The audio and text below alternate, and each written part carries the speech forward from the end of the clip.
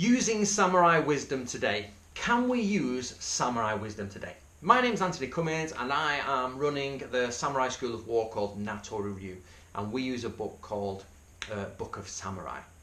Now, in Book of Samurai is an article. Now, this article here is basically not passing on difficulties to others. So the question is it's only a single sentence, but the question is how do we use that in today's society? Now, I want to give you just a quick example of how I've used that, and I want you to tell me how you have used it in your life.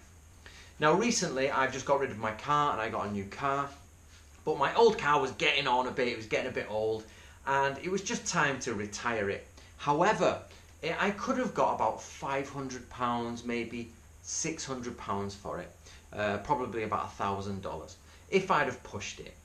However, there was problems.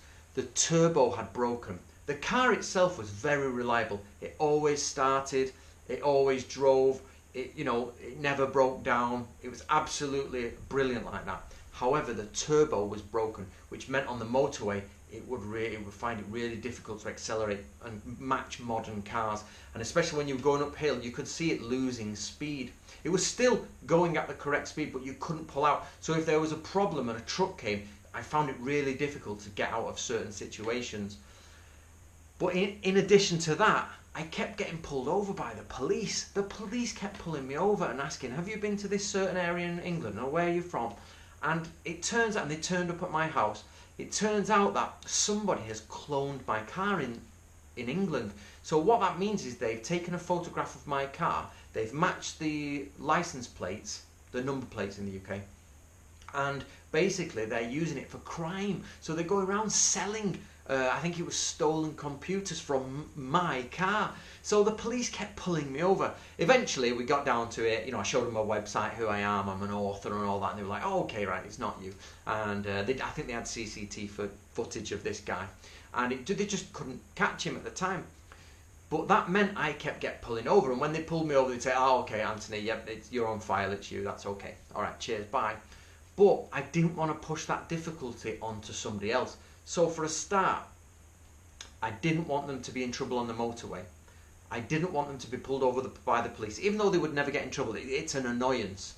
So I decided to use this article here, not to pass on difficulties to others.